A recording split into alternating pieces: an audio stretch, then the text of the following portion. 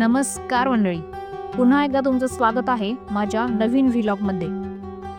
पुण्याच्या जेएम रोडवरून आपण हजारो वेळा जातो, पण तुम्हाला माहीत आहे का की याच वर्दळीच्या रस्त्याखाली 1300 वर्ष जुनं एक रहस्य दडले।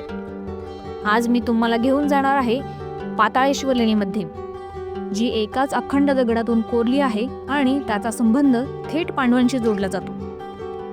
हे मंदिर 8व्या शतकातील असून तिथले स्थायिक लोक म्हणतात हे काम पांडवांनी एका रात्रीत केलं होतं। चला तर मग बघूयात। लेण्याच्या प्रवेशद्वारापाशी एक भव्य गोलाकार नंदी मंडप आहे। याचे छत एकाच पाषाणाचे असून ते खांबावर पेललेले आहे। हे या लेण्याचे सर्वात मोठे आकर्षण आहे। आश्चर्याची गोष्ट म्हणजे या लेण्याचे काम पूर्ण झालेले नाही आणि हे मंदिर अपूर्ण अवस्थेत राहिलं, कारण त्या काळात राज्यात राजकीय बदल झाले। मुख्य गर्भगृहात शिवलिंग आहे आणि त्या शिवलिंगाच्या डाव्या बाजूला गणेश तर उजव्या बाजूला लक्ष्मी आहे। त्याच गर्भगृहात हनुमान, राम, लक्ष्मण, सीता यांच्याही मूर्त्या आहेत।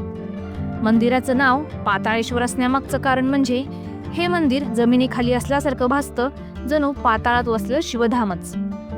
आजही हे ठिकाण शांतता, ध्यान आणि श्रद्धेसाठी ओळखलं जातं। मग तर वेळ काढून नक्की या ठिकाणी भेट द्या। इतिहास जाणून घ्यायचा असेल तर फक्त फिरू नका, महाराष्ट्र अनुभवून घ्या। व्हिडिओ आवडला असेल तर नक्कीच लाईक आणि शेअर करा।